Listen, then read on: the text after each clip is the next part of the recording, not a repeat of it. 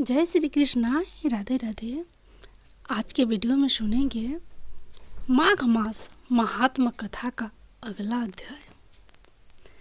दत्तात्रेय जी कहने लगे कि इस प्रकार वह भाई के दुखों से अति दुखित होकर नम्रतापूर्वक मीठे वचनों से दूतों से कहने लगा कि हे दूतों, सज्जन पुरुषों के साथ साथ पग चलने से मित्रता हो जाती है और यह कल्याणकारी होती है।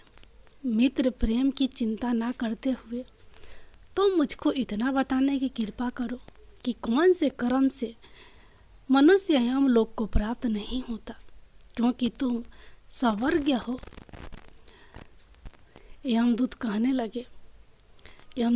लगा कि तुमने बड़ी सुंदर वार्ता पूछी है, यद्यपि मैं पराधीन हूँ, फिर भी तुम्हारे स्नेहवश अपनी बुद्धि के अनुसार बतलाता हूँ।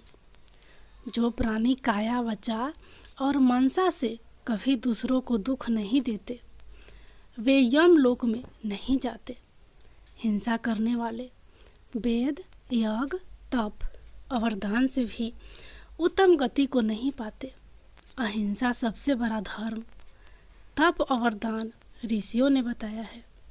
जो मनुष्य जल या पृथ्वी पर रहने वाले जीवों को अपने भोजन के लिए मारते हैं, वे कालसूत्र नामक नरक में पड़ते हैं और वहाँ पर अपना मांस खाते हैं और रक्त पीभ पान करते हैं तथा पीभ की कीच में उनको कीड़े काटते हैं।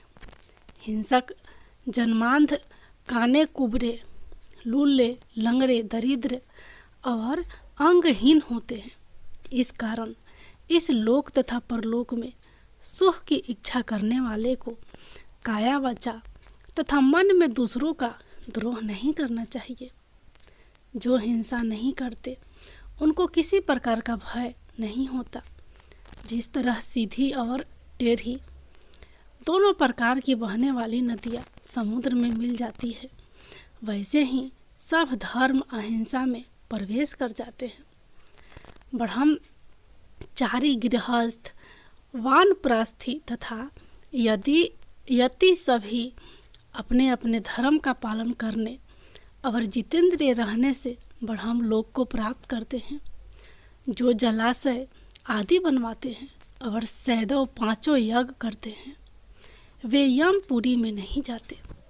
जो इंद्रियों के वशीभूत नहीं है, वेदवादी और नित्य की अग्नि अर्थात हवन आदि का पूजन करते हैं, वे स्वर्ग को जाते हैं।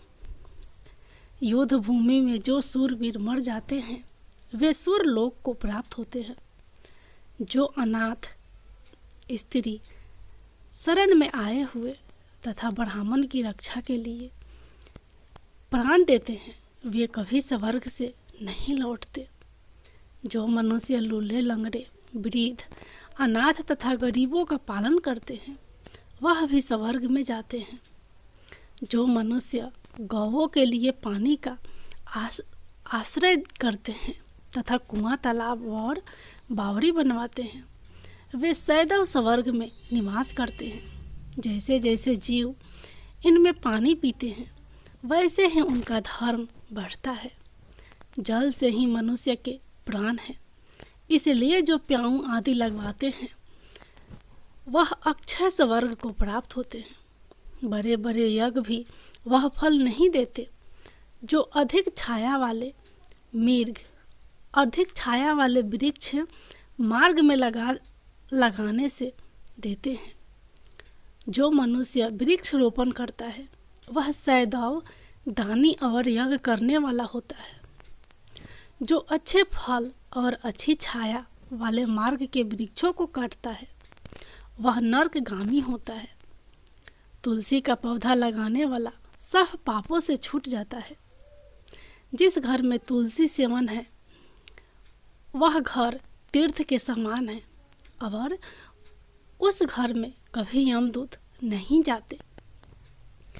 तुलसी की सुगंध से पितरों का चित्त आनंदित हो जाता है और वे विमान में बैठकर विष्णु लोक को जाते हैं। नर्मदा नदी का दर्शन, गंगा का स्नान और तुलसी दल का स्पर्श, यह सब बराबर बराबर फल देने वाले हैं। हर एक द्वादशी को ब्रह्मा भी तुलसी का पूजन करते हैं। रत्न, सोना, फूल तथा मोती की माला के दान का इतना पुण्य नहीं जितना तुलसी की माला के दान का है। जो फल आम के 1000 और पीपल के 100 वृक्षों को लगाने से होता है, वह तुलसी के एक पौधे के लगाने से होता है। पुष्कर आदि तीर्थ, गंगा आदि नदी, वासुदेव आदि देवता सभी तुलसी में वास करते हैं। जो एक बार, 2 या 3 बार रेवा नदी से उत्पन्न शिव मूर्ति की पूजा करता है अथवा स्फटिक रत्न के पत्थर से आप निकले हुए तीर्थ में, पर्वत या वन में रखी हुई शिव की मूर्ति की पूजा करता है और सैदव ओम नमः शिवाय का मंत्र का जाप करता है एवं लोक की कथा भी नहीं सुनता।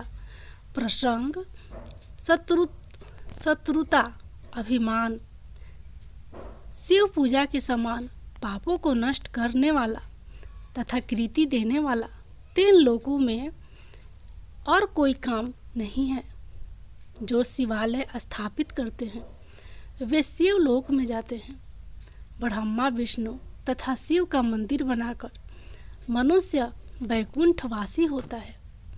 जो भगवान की पूजा के लिए फूलों का बाग लगाते हैं वे धन्य हैं। जो माता पिता, देवता और अतिथियों का सदैव पूजन करते हैं वे ब्रह्म लोक को प्राप्त होते हैं।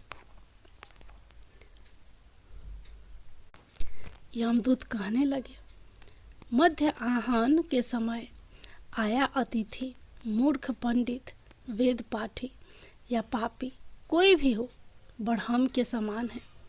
जो रात्रि के थके हुए भूखे ब्राह्मण को अन्न जल देता है।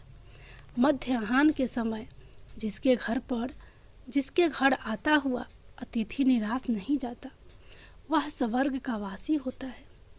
अतिथि बराबर कोई धन संपत्ति तथा हित नहीं है।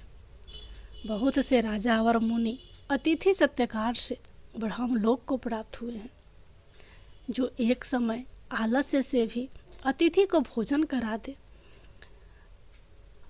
वह यम द्वार नहीं देखता।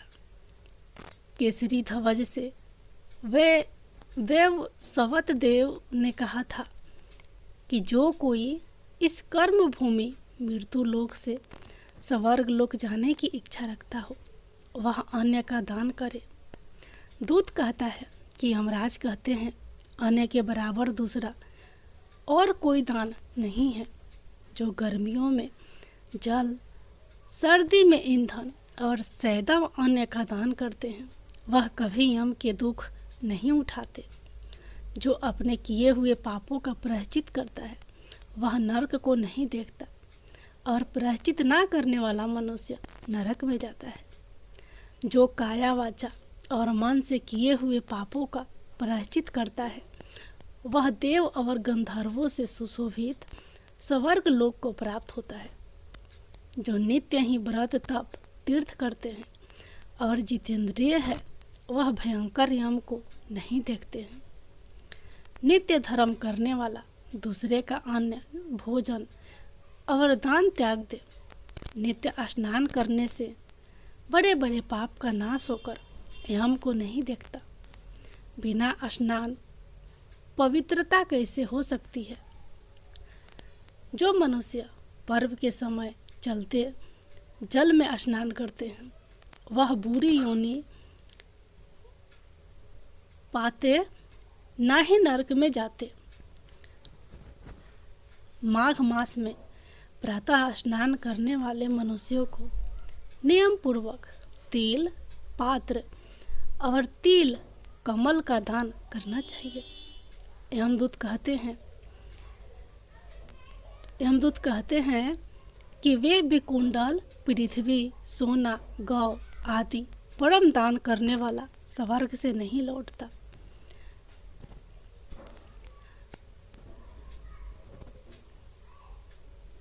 बुद्धिमान पुण्य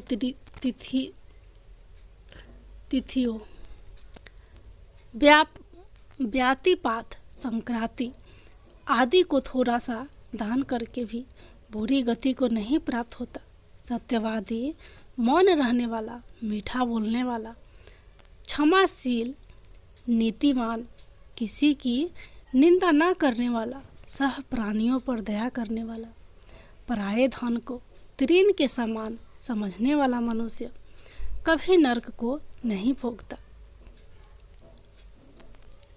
अगला कहानी अगले अध्याय में। तब तक के लिए जय श्री कृष्णा, राधे राधे।